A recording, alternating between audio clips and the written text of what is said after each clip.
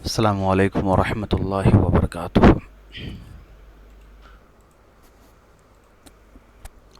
آج ہم لوگ حکم وضعی کے بارے میں پڑھنے جا رہے ہیں آسان اصول فقہ کے اندر۔ حکم وضعی کیا ہے؟ حکم وضعی وہ ہے جس میں ایک شے کا دوسرے شے سے ہونے یا نہ ہونے کے اعتبار سے تعلق ہو، اور حکم وضعی چار ہیں: سبب، شرط، مانع، رخصت و عزیمت۔ سب سے پہلے سمجھتے ہیں کہ حکم وضعی کیا ہے۔ حکم وضعی کہا جاتا ہے ان چیزوں کو جہاں آگے ہونے والا عمل کسی وجہ کے بنا پر طے ہوتا ہے کہ یہ عمل ہوگا یا نہیں ہوگا۔ ایسے اعمال کو، ایسے حکموں کو کہا جاتا ہے حکم وضعی۔ مثال کے طور پہ زید نام کا ایک شخص ہے، میں نے اس کو کہا کہ میں تم کو سائیکل خرید دوں گا اگر تم امتحان میں پاس ہو جاؤ گے۔ تو میرا سائیکل خریدنا یا نہ خریدنا یہ اس بات پر طے ہوگا کہ زید امتحان میں پاس ہوگا یا نہیں پاس ہوگا۔ تو ایسے اعمال کو کہا جاتا ہے حکم وضعی، جہاں کوئی چیز ہوگا یا نہیں ہوگا یہ اس لیے طے ہوتا ہے کہ اس سے جڑی ہوئی شرط پوری ہو رہی ہے کہ نہیں ہو رہی ہے، اس سے جڑے ہوئے سبب پورے ہو رہے ہیں کہ نہیں ہو رہے ہیں۔ اب حکم وضعی کی چار قسمیں ہیں۔ پہلا ہوتا ہے سبب، یعنی کسی چیز کا ہونا یا نہ ہونا یہ سبب کے ذریعے طے ہوتا ہے۔ دوسرا ہوتا ہے شرط، کسی چیز کا ہونا یا نہ ہونے کے لیے کوئی عمل شرط بن جاتا ہے۔ یہ کیا ہے وہ آگے آئے گا، ابھی فی الحال آپ کو صرف حکم وضعی یاد رکھنا ہے کہ حکم وضعی وہ ایسے حکم کو کہا جاتا ہے جس میں ایک عمل کا ہونا یا نہ ہونا کسی دوسرے عمل کے ہونے یا نہ ہونے کے اعتبار سے طے ہوتا ہے۔ پھر حکم وضعی کی چار قسمیں ہیں۔ چلیں تو حکم وضعی کی چار قسمیں ہیں: سبب، شرط، مانع اور رخصت و عزیمت۔ سب سے پہلا آپ کا آتا ہے سبب۔ سبب کیا ہے؟ جس چیز کو شارع نے کسی دوسرے شے کے وجود کے لیے علامت کا درجہ دیا ہو، ان دونوں کا وجود و عدم ایک دوسرے سے مربوط ہو، اس کو سبب کہتے ہیں۔ جیسے وقت کو نماز کے لیے سبب قرار دیا گیا، جب وقت پایا جائے گا تب نماز فرض ہوگی، گو جب تک وقت نہ ہوگا اس وقت تک نماز فرض نہ ہوگی۔ ماہ رمضان کی آمد کو روزے کے واجب ہونے کے لیے سبب ٹھہرایا گیا، جب تک رمضان نہیں آئے گا روزہ فرض نہیں ہوگا۔ نماز کا وقت اور رمضان کا مہینہ یہ سبب ہے، نماز اور روزہ کا فرض ہونا مسبب ہے۔ جب تک سبب نہیں پایا جائے گا مسبب بندے پر متعلق نہیں ہوگا۔ اچھا، مسبب بندے سے متعلق نہیں ہوگا۔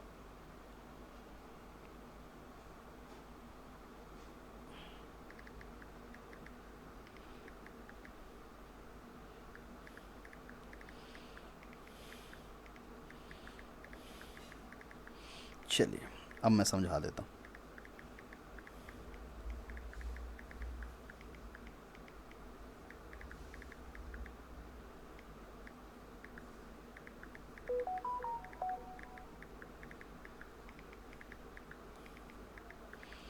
ایک منٹ چاہیے۔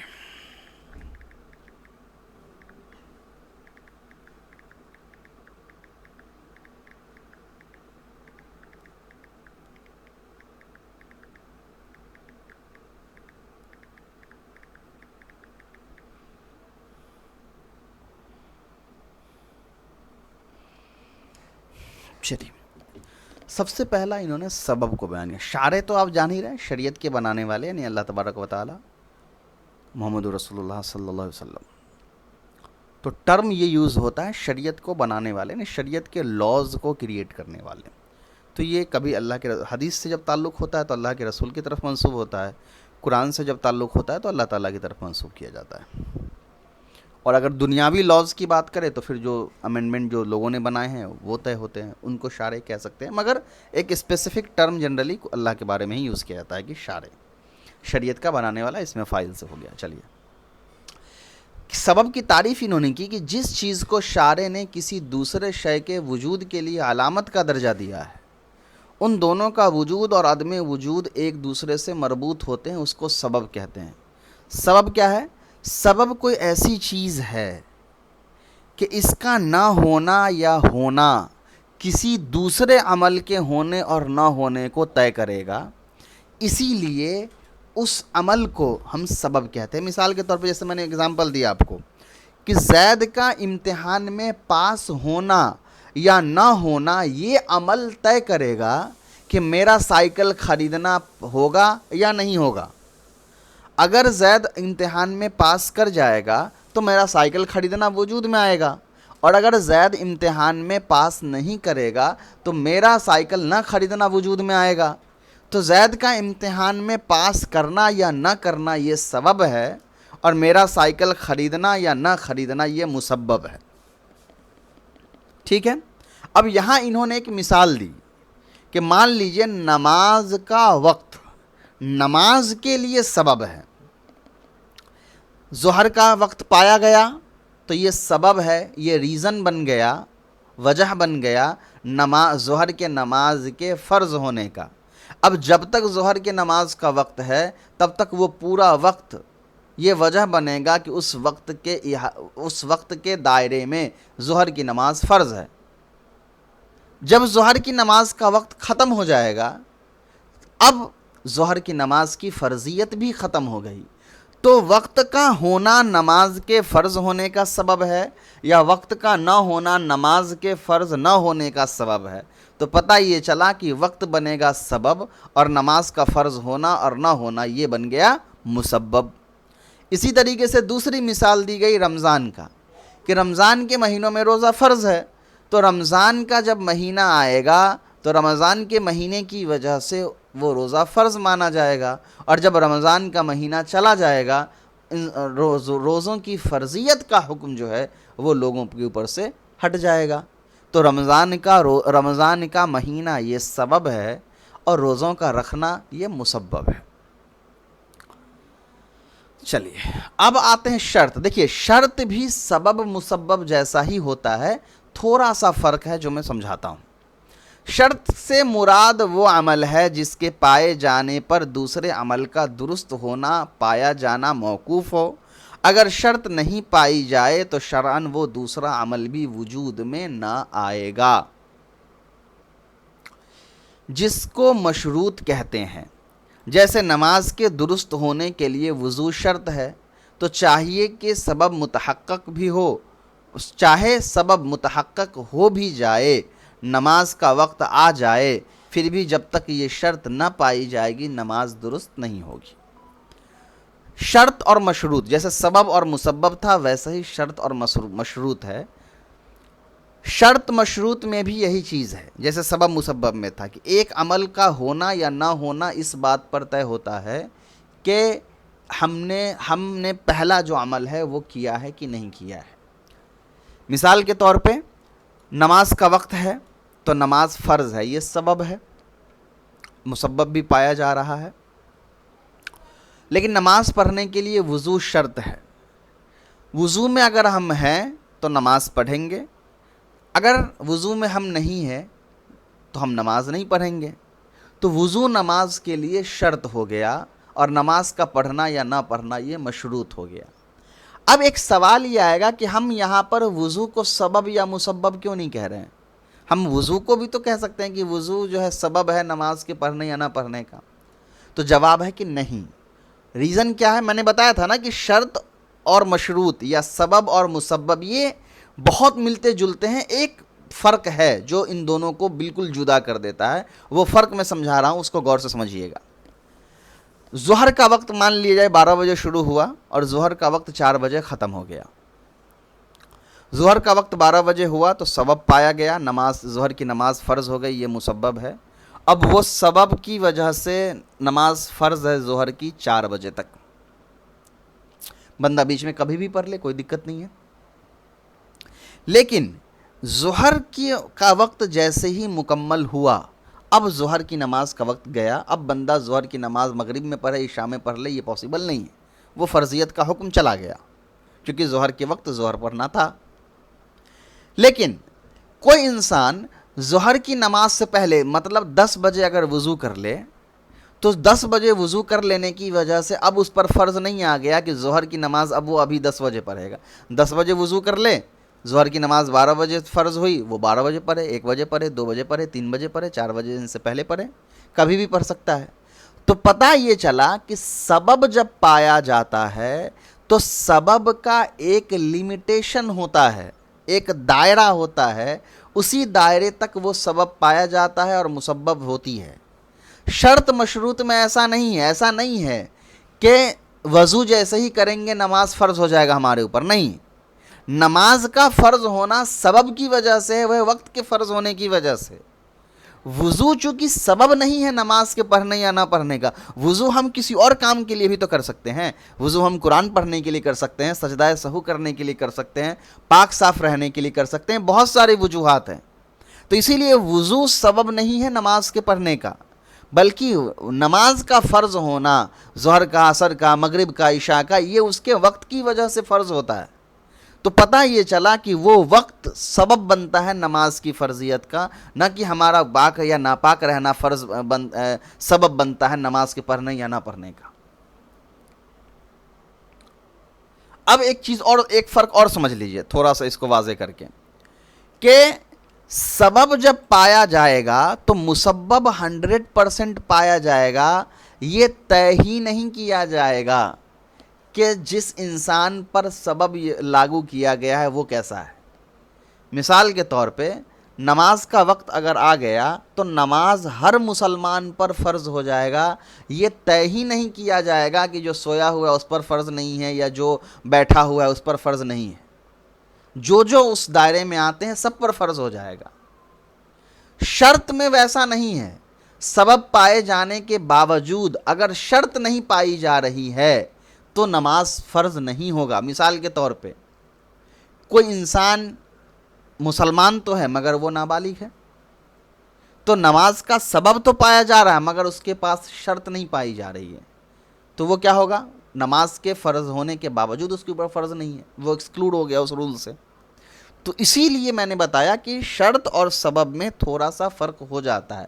سبب کسی چیز کو مینڈیٹری کر دیتا ہے ایک لیمیٹڈ ایریا میں، اور شرط جو ہوتا ہے اس لیمیٹڈ ایریا کے اندر کسی ایک اسپیسیفک کام کو کنڈیشنز کے ساتھ جوڑ دیتا ہے۔ تو اگر آپ سے یہ پوچھا جائے کہ پھر سبب ضروری ہے، مطلب اگر طاقت کے اعتبار سے دیکھیں کہ سبب زیادہ اسٹرانگ ہے کہ شرط، تو ظاہر سی بات ہے سبب اسٹرانگ ہے، شرط اسٹرانگ نہیں ہے۔ کیوں اسٹرانگ نہیں ہے؟ کیونکہ شرط کے پائے جانے یا نہ پائے جانے سے زیادہ فرق نہیں پڑے گا جتنا فرق سبب کے پائے جانے اور نہ پائے جانے سے ہوتا ہے۔ مثال کے طور پر سبب پایا گیا، نماز فرض ہوئی، وضو کر دینے کی شرط پائی گئی، میں وضو میں بھی ہو گیا مگر ضروری نہیں ہے میرے اوپر نماز فرض ہو گئی۔ میں نے اگر 11 بجے وضو کر لیا تو ایسا نہیں کہ اب ظہر کی نماز میرے پاس 11 بجے فرض ہو گئی، لیکن جیسے ہی ظہر کا وقت طے ہو گیا، اب وہ سبب طے ہو گیا، اب وہ نماز فرض ہو گئی۔ چلیے اسی کو یہاں آگے شاید یہاں بیان بھی کیا گیا، دیکھ لیجئے۔ سبب اور شرط میں فرق یہ ہے کہ سبب کے وجود سے سبب لازم ہو جاتا ہے، جیسے نماز کا وقت آ جانے کے بعد نماز فرض ہو جاتی ہے، لیکن شرط کے وجود سے شروط لازم نہیں ہوتی۔ مثلا وضو کی وجہ سے نماز پڑھنا واجب نہیں ہوتا ہے۔ چلیے آسان تھا، ایکسپلین کر ہی دیا۔ دوسرا ہے معنی۔ معنی کیا ہے؟ معنی یہ سارے ٹرم ہیں جو آپ کو یاد رکھنے ہیں، فقہ کی کتابوں میں استعمال ہوتے ہیں۔ فقہ کی کتاب میں ڈائریکٹ ایسے لکھا رہے گا کہ یہ عمل کے لیے سبب ہے، یہ عمل کے لیے شرط ہے، تو آپ کو سمجھنا پڑے گا یہ عمل اس عمل کے لیے معنی ہے، تو وہ ٹرم آپ کو سمجھنا ہے، یاد رکھنا ہے۔ معنی کیا ہے؟ معنی وہ ہے جو سبب کے پائے جانے کے باوجود حکم کو نافذ نہ ہونے دے۔ جیسے کوئی شخص مرنے والا مسلمان جیسے کوئی شخص مرنے والے مسلمان کا ایسا قرابت دار ہے جو شرعاً وارث قرار پاتا ہو، جیسے بیٹا ہو، باپ ہو، لیکن وہ مسلمان نہ ہو، تو وارث ہونے کا سبب قرابت موجود ہے، لیکن اختلاف دین کی وجہ سے ایسے رشتہ دار کو ترکہ نہیں ملے گا، لہٰذا یہ اختلاف دین اصطلاح میں معنی کہلائے گی۔ معنی کیا ہے؟ معنی کہا جاتا ہے کسی ایسے ایکسپشن کو، کسی ایسے وجہ کو جو اس وقت سبب کو مسبب پر لاگو ہونے سے روک دے۔ مثال کے طور پہ میں نے زید کو کہا کہ تم اگزام میں پاس کرو گے، میں تم کو سائیکل خرید دوں گا۔ سبب مسبب، زید پاس کر گیا، اب مجھے سائیکل خریدنی ہے، لیکن اب میرے پاس پیسے نہیں ہیں۔ اب میرے پاس جب پیسے نہیں ہیں تو یہ معنی بن گیا میرا سائیکل خریدنے یا میرا اپنے پرومس کو فلفل کرنے سے۔ تو سبب پایا جا رہا ہے، مسبب لاگو ہو جانے تھے، مگر ایک معنی یہ ہے کہ میرے پاس پیسے نہیں ہیں، اسی لیے اب یہ لاگو نہیں ہوگا۔ تو یہاں پر مجھے عمل سے روکنے والی چیز کیا ہے؟ معنی کیا ہے؟ معنی ہے پیسے کا نہ ہونا۔ اسی طرح دوسری مثال جو کتاب میں ہے اس کو لیجئے۔ میں ہوں، مان لو، اور میرا انتقال ہونے والا ہے، میرا انتقال ہو گیا، مجھ سے قریبی ایک آدمی ہے جس کو ترکے سے کچھ حصہ ملنا تھا اور یہ ملتا ہے، لیکن پرابلم کیا ہوا؟ وہ جو آدمی ہے وہ اسلام میں نہیں ہے، اسلام کو چھوڑ دیا یا اسلام سے پھر گیا۔ تو اب کیا ہوا؟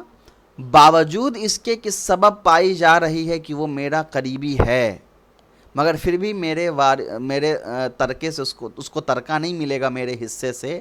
اس کی وجہ کیا ہے؟ اس کی وجہ یہ ہے کہ اس کا اور میرا دین الگ الگ ہو گیا۔ تو اختلاف دین یہاں پر کیا ہو گیا؟ معنی ہو گیا اس کو وہ حکم لینے سے۔ جیسے نماز کا وقت ہے، نماز طے ہوئی، نماز ہم پڑھ سکتے تھے، مگر ہوا کیا؟ ہم ناپاک ہیں۔ تو اب نماز سے روکنے والی جو چیز یہ ہے تو اصل میں شرط بنتا ہے پاکی نماز کے لیے، مگر میں اگزامپل کے طور پہ معنی سمجھانے کے لیے کہہ رہا ہوں کہ نماز فرض ہے ابھی، مگر ہم ابھی پڑھ نہیں سکتے ہیں۔ ریزن کیا ہے؟ معنی کیا ہے؟ نماز پڑھنے سے کون سی وجہ روک رہی ہے؟ ہمارا ناپاک ہونا، تو یہ ہمارے لیے معنی بن جائے گا۔ اب آ جائیے عزیمت و رخصت۔ عزیمت اور رخصت کیا ہے؟ یہ جسٹ معنی کا الٹا ہوتا ہے۔ کیسے سمجھیے؟ مکلف کے حالات کے اعتبار سے حکم کی دو قسمیں ہیں، عزیمت اور رخصت۔ اب یہ جو ٹائپ ہے نا عزیمت اور رخصت، یہ تھوڑا سا الگ ہے۔ یہ سچویشن ٹو سچویشن یا پرسن ٹو پرسن ویری کرتا ہے، یہ ذاتی طور پر الگ الگ ہو جاتا ہے۔ یعنی ہو سکتا ہے کہ ایک ہی وقت میں زید کے اوپر کوئی اور حکم لگ رہا ہو اور عمر کے اوپر کوئی اور حکم لگ رہا ہو، کیونکہ زید کی حالت کچھ اور ہے، عمر کی حالت کچھ اور ہے۔ اسی لیے یہاں پر انہوں نے کہا کہ مکلف کے حالات کے اعتبار سے جو حکم لگتا ہے اس میں دو کیٹیگری ہوتے ہیں، ایک ہوتا ہے عزیمت، دوسرا ہوتا ہے رخصت۔ عزیمت کیا ہے؟ دیکھیے، اصل حکم کو جو عام حالات کے لیے ہو وہ عزیمت کہتے ہیں، جیسے رمضان میں روزے رکھنا، ظہر عصر عشاء 4 رکعت ادا کرنا، فرض نمازوں میں قیام فرض ہے۔ عزیمت کہتے ہیں ان اعمال کو جو نارمل کیس میں اگر کوئی معنی موجود نہ ہو تو نارملی آپ جیسے اس عمل کو کرتے ہیں ویسے کرنا۔ جیسے رمضان کا مہینہ ہے، آپ کو کوئی دقت نہیں ہے، کوئی عذر نہیں ہے، کوئی پریشانی نہیں ہے، آپ ایک دم نارمل ہیں، تو آپ کو رمضان میں روزے رکھنا فرض ہے، تو یہ ہو گئے آپ کے لیے عزیمت۔ رخصت اس کا جسٹ اپوزٹ ہے۔ رمضان کا مہینہ آ گیا مگر آپ اتنے زیادہ بیمار ہیں کہ روزہ رکھیں گے تو مر جائیں گے، تو اب آپ کے لیے ہو جائے گا رخصت، کہ آپ کے لیے روزہ نہ رکھنے کی رخصت دی جائے گی۔ جیسے وہ حکم جو کسی عذر یا عارضی بات پیش آنے کی وجہ سے دیا جائے، جیسے مریض اور مسافر کے لیے رمضان میں روزہ نہ رکھنا اور سفر کی حالت میں ظہر اور عصر اور عشاء میں صرف 2 رکعتوں پر اکتفا کرنے وغیرہ کی اجازت۔ رخصت کیا ہوتا ہے؟ عام کنڈیشن، عام حالات میں جو اعمال تھے اس کو نہ کر کے اس کا کوئی الٹرنیٹیو، کوئی سبسٹیٹیوٹ، کوئی بدل جب پیش کیا جاتا ہے اس کو کہا جاتا ہے رخصت۔ جیسے عام حالات میں 4 رکعت ظہر کی نماز پڑھنی ہے، عصر کی نماز پڑھنی ہے، عشاء کی نماز پڑھنی ہے، لیکن اگر آپ سفر میں ہیں تو آپ کو رخصت دی جاتی ہے کہ ٹھیک ہے آپ 2 رکعت نماز پڑھ لیجئے۔ عام عزیمت یہ ہے کہ رمضان جب بھی آئے آپ پہ روزہ فرض ہے، لیکن آپ مسافر ہیں، آپ بیمار ہیں، تو آپ کو رخصت دی جاتی ہے کہ ٹھیک ہے آپ روزہ مت رکھیے۔ اب سوال پھر یہ آتا ہے کہ اچھا، عزیمت پر عمل کرنا ایک نارمل انسان کے لیے ضروری ہے کہ رخصت پر عمل کرنا ضروری ہے؟ اب یہ بہت کنٹروورسیل اسٹیٹمنٹ ہے، چونکہ فقہ کے اندر جو ائمہ کے اندر اختلاف یا الگ الگ رائے قائم ہوئیں وہ اسی بنا پر ہوئی کہ کچھ لوگوں نے عزیمت کو امپورٹنس دیا، کچھ لوگوں نے رخصت کو امپورٹنس دیا۔ اپنے اپنے دلیل سب کے پاس ہیں، غلط کوئی نہیں ہے، صحیح کوئی نہیں ہے، ایک نظریہ ہوتا ہے اور کچھ ثبوت ہوتے ہیں، کچھ ثبوت کچھ نظریہ ان کا تھا، کچھ ثبوت کچھ نظریہ ان کے پاس ہے۔ وہ طے ہم کو اور آپ کو کرنا پڑتا ہے کہ آپ نے کن چیزوں کو سامنے رکھ کر کے اس پر عمل کیا ہے۔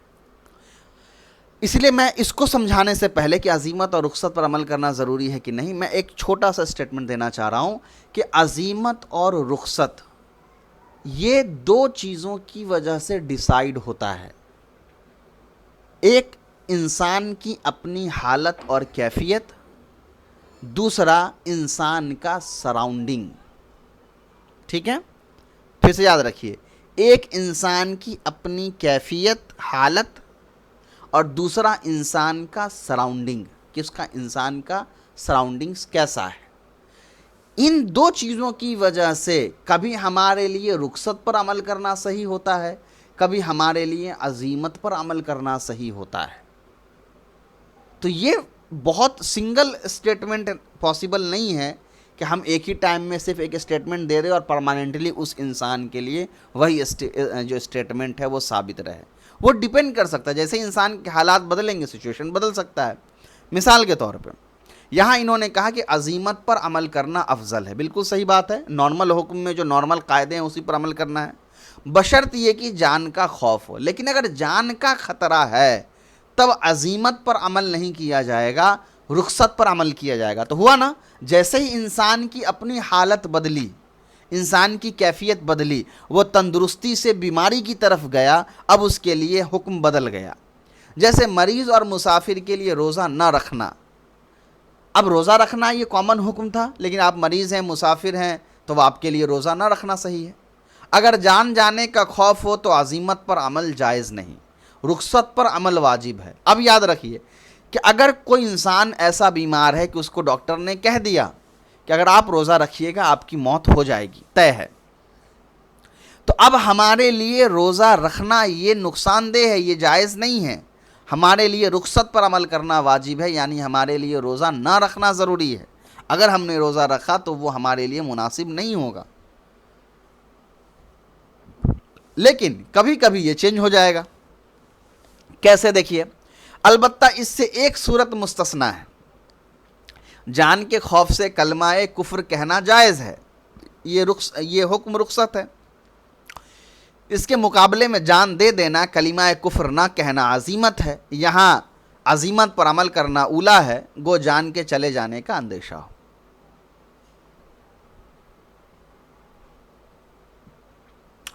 اب کسی نے گردن پہ تلوار رکھ دی اور کہا کہ تم کہو کہ اللہ نہیں ہے، میں مشرک ہوں، میں کافر ہوں۔ جان بچانے کے لیے اپنے آپ کو کافر کہہ دینا، اس کی اجازت ہے، رخصت ہے کہ ہاں ٹھیک ہے یہاں پر مانے ہے، جان چلا جائے گا تو آپ عزیمت پر عمل نہ کر کے رخصت پر عمل کریے۔ یہ کامن رولنگ ہے، مگر اب انسانی کیفیت کہ اتنا ایمان تو مضبوط ہو کم سے کم کہ ہمارا ایمان سراؤنڈنگز کی وجہ سے، حالات کی وجہ سے نہ ڈگمگائے، تو اس ایمانی جذبے کو باقی رکھنے کے لیے اگرچہ رخصت ہم کو دی گئی کہ ٹھیک ہے کفریہ کلمہ کہہ کے جان بچا لو، بہتر یہ ہے کہ جان دے کہ عزیمت پر عمل کر لے، کہ ہم نہیں کہیں گے۔ تو اس لیے میں نے سٹارٹنگ میں یہ بات کہی کہ عزیمت اور رخصت یہ ڈیپینڈ کرتا ہے سچویشنز پر اور انسان کی اپنی کیفیت پر۔ آپ بیمار ہیں، لیکن آپ اتنے بیمار نہیں ہیں کہ آپ کی جان چلی جائے گی یا آپ کے صحت کا بہت زیادہ نقصان ہو جائے گا، تو بہتر ہے آپ عزیمت پر عمل کریے، رمضان میں روزہ رکھ لیجئے۔ لیکن آپ اتنے بیمار ہیں کہ آپ کو سچ میں یقین ہے کہ اگر ایک روزہ بھی رکھے تو آپ کی موت ہو جائے گی، تو پھر بہتر ہے کہ آپ روزہ نہ رکھیے۔ تو یہ ڈیپینڈ کر رہا ہے انسان کے اوپر، یہ ہم اور آپ طے ہی نہیں کر پائیں گے کہ کون سا عمل کس کے لیے عزیمت ہے اور کس کے لیے رخصت ہے۔ اب دیکھیے، رخصت پر عمل کرنا جائز اور خلاف اولیٰ، یہ تو ہو گیا۔ اس سے بھی ایک صورت مستثنیٰ ہے، وہ یہ ہے کہ سفر کی نماز میں قصر کرنا۔ اگرچہ یہ رخصت ہے، لیکن فقہائے احناف کے نزدیک بعض احادیث کی وجہ سے سفر میں 4 رکعت والی نماز کو 2 رکعت پڑھنا واجب ہے، 4 رکعت پڑھنا درست نہیں ہے۔ اب ایک کامن کانسیپٹ جو پہلے بیان کیا گیا کہ بہتر یہ ہوتا ہے کہ آپ عزیمت پر عمل کریے، رخصت پر عمل مت کریے۔ اگر آپ کی سچویشن ایسی ہے کہ آپ عزیمت پر عمل کر سکتے ہیں تو رخصت پر عمل مت کریے۔ تو کوشچن آتا ہے کہ ٹھیک ہے، اگر 4 رکعت والی نماز پڑھنی ہے سفر میں، جس کو رخصت دے کر کے یہ کہا گیا کہ آپ 2 رکعت پڑھ لیجئے 4 رکعت والی نماز کو، ہم قصر کر لیں تو ٹھیک ہے۔ لیکن اگر کسی کی یہ سچویشن ہے کہ وہ 4 رکعت والی نماز ایزیلی پڑھ سکتا ہے، اس کو قصر کرنے کی ضرورت نہیں ہے، تو پھر اس کو آپ کہہ دیجئے کہ ہاں ٹھیک ہے، تمہارے لیے عزیمت پر عمل کرنا بہتر ہے۔ تو وہاں پر جو حنفی مسلک ہے اس کے اندر یہ بات کہی، یعنی جو ائمہ ہیں انہوں نے اور جو مجتہدین ہیں انہوں نے یہ بات پیش کی کہ نہیں، یہ ایک ایکسیپشنل رول ہے کہ یہاں پر عزیمت پر عمل کرنا کی گنجائش ہے، مگر رخصت پر ہی عمل کرنا ضروری ہے۔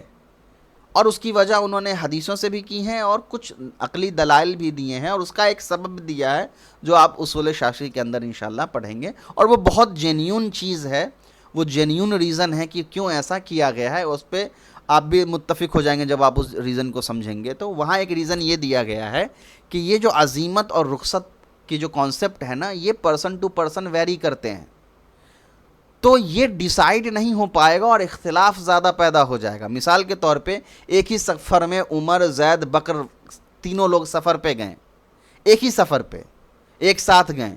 اب اگر میں یہ کہوں کہ پرسن ٹو پرسن ویری اس طرح کر رہا ہے کہ زید کے لیے سفر آرام دہ ہے چونکہ زید اے سی فرسٹ ایئر میں ہے، اور عمر جو ہے اے سی 2 ٹیئر میں ہے تو اس کے لیے تھوڑا مشکل ہے، تھوڑا آسان بھی ہے، اور بکر جو ہے وہ بالکل اے سی سلیپر اے سی میں ہے، اس کے لیے نہ وضو کا مسئلہ بھی ہے، نماز اس کے لیے سفر آرام دہ نہیں ہے۔ تو کیا میں ان تینوں پر الگ الگ حکم لگاؤں کہ میں یہ لگاؤں کہ زید چونکہ فرسٹ اے سی میں ہے اس کے لیے سفر آسان ہے تو وہ 4 رکعت نماز پڑھے، اور عمر جو ہے وہ اے سی 2 ٹیئر میں ہے، اب اس کے لیے سفر تھوڑا آسان بھی ہے مشکل بھی ہے، تو اس کے لیے ہے وہ من کرے تو 4 پڑھ لے، من کرے تو 2 پڑھ لے، اور جو سلیپر میں ہے یا اے سی 3rd ٹیئر میں ہے اس کے لیے چونکہ نہایت مشکل ہے سفر، تو اس کو چاہیے کہ یہ جو ہے وہ قصر کر کے 2 ہی رکعت نماز پڑھے۔ تو اس سے بہت زیادہ اختلاف پیدا ہوگا، اور پرابلم یہ ہوگا کہ پھر انسان اپنی نفسانی خواہشات کی اتباع کرنا شروع کر دے گا۔ تو اسی لیے سبب یہ نہیں بنایا گیا، سبب یہ بنایا گیا کہ اگر آپ مسافر ہیں تو آپ پر قصر لازم ہو گیا، آپ مسافر نہیں ہیں آپ پر قصر لازم نہیں ہوا۔ تو یہاں پر انسان کے پرسنل جو سچویشن اور کیفیت تھی اس کو بدل دیا گیا۔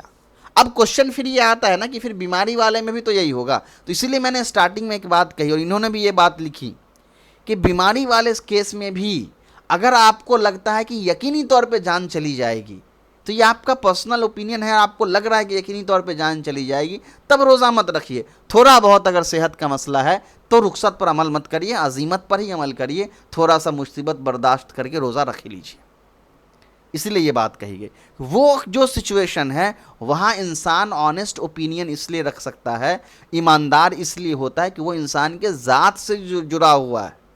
یہاں انسان کی ذات کا تعلق نہیں ہوتا ہے، یہاں انسان کے ساتھ جڑا ہوا ایک عمل ہے جس کا تعلق ہے، اور وہ طے ہوتا ہے آرام سے اور آرام کے نہ ہونے سے۔ ایک سفر کسی کے لیے آرام دہ ہو سکتا ہے، وہی دوسرے انسان کے لیے آرام دہ نہیں ہو سکتا ہے۔ ایک آدمی یہاں دلی بہار سے دلی جائے گا 20 گھنٹے 22 گھنٹے کا سفر کر کے، ایک آدمی بہار سے دلی فلائٹ پکڑ کے 1.5 گھنٹے میں چلا جائے گا، تو پھر ان دونوں کو الگ الگ ایک ہی عمل دونوں کو الگ الگ دیا جائے گا تو وہ مسئلہ ہوگا۔ اسی لیے وہ ایک حدیث بھی سامنے تھی، ایک لاجیکل ریزننگ بھی کی گئی، اور یہ پھر دلیل انہوں نے پیش کی کہ بہتر یہ ہے کہ سفر والے معاملے کو ایکسیپشن رکھا جائے، کہ وہاں سفر کو ریزن بنایا جائے، سبب بنایا جائے قصر کے کرنے اور نہ کرنے کا۔ اگر آپ مسافر ہیں تو سفر ہے، نہیں ہے نہیں ہے۔ چلیے اب آتے ہیں تمرینی سوالات۔ حکم وضعی کی تعریف کیجیے۔ حکم وضعی ایسے حکم کو کہا جاتا ہے کہ جس ایک عمل کے ہونے کی وجہ سے دوسرے عمل کا ہونا یا نہ ہونا پایا جائے۔ وضعی احکام کیا کیا ہیں؟ وضعی احکام کی 4 قسمیں ہیں: سبب، شرط، مانع اور رخصت و عزیمت۔ سبب کی تعریف کرے اور سبب و شرط کے فرق پر روشنی ڈالے۔ سبب ایسے عمل کو کہا جاتا ہے کہ دوسرا عمل کا ہونا یا نہ ہونا اس سبب کی وجہ سے پایا جاتا ہے۔ ایک جو وجہ ہوتا ہے اس کو سبب کہتے ہیں، جو رزلٹ ہوتا ہے، جو عمل ہوتا ہے اس کو مسبب کہتے ہیں۔ شرط میں بھی یہی مسئلہ ہے، شرط کا بھی یہی تعریف کہا جائے گا کہ شرط ایک ایسی عمل کو کہا جاتا ہے جس عمل کے پائے جانے کی وجہ سے دوسرا عمل وجود میں آتا ہے یا پھر نہیں آتا ہے۔ دونوں میں فرق اتنا ہوتا ہے کہ سبب کے پائے جانے پر شرط جو ہوتا ہے، سبب کے پائے جانے پر مسبب لازم ہو جاتا ہے اپنے دائرے کے اعتبار سے، شرط کے پائے جانے سے مشروط فوری طور پر لازم نہیں ہوتا ہے۔ مثال بالکل واضح ہی ہے۔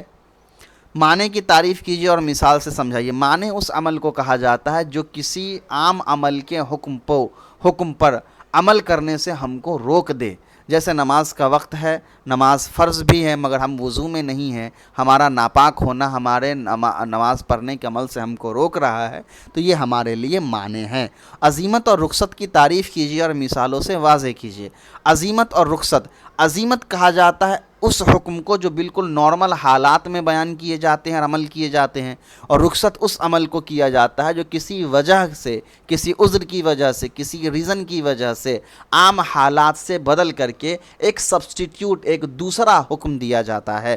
مثالوں سے واضح کریے۔ مثالوں سے واضح کرنا یہی: عام حالات میں 4 رکعت نماز پڑھنے کی اجازت ہے، سفر کی حالت میں 2 رکعت نماز پڑھنے کی رخصت ہے۔ عزیمت کا کیا حکم ہے؟ عزیمت کا حکم یہ ہے کہ عزیمت پر عمل کرنا افضل ہے، اور اس عمومی حکم سے کون سی صورت مستثنیٰ ہے؟ اس عمومی حکم سے وہ قصر والی صورت مستثنیٰ ہے جہاں عزیمت پر عمل نہ کر کے رخصت پر عمل کرنا واجب ہے حنفی فقہ کے مطابق۔ رخصت کا کیا حکم ہے؟ رخصت کا حکم یہ ہے کہ رخصت عام حالات میں عمل نہ کیا جائے، عزیمت پر ہی عمل کیا جائے، لیکن ایک صورت اس سے مستثنیٰ ہے، وہ ہے کلمہ کفر والا۔ یہ کلمہ کفر کہہ دینا یہ رخصت ہے، مگر بہتر ہے کہ اس میں رخصت کو چھوڑ کر عزیمت کو اپنا کر جان دے دی جائے، مگر کلمہ کفر زبان سے نہ نکالی جائے۔ چلیے یہ آپ کا ہو گیا انشاءاللہ۔ اس کے بعد جو آگے والا جو چیپٹر ہے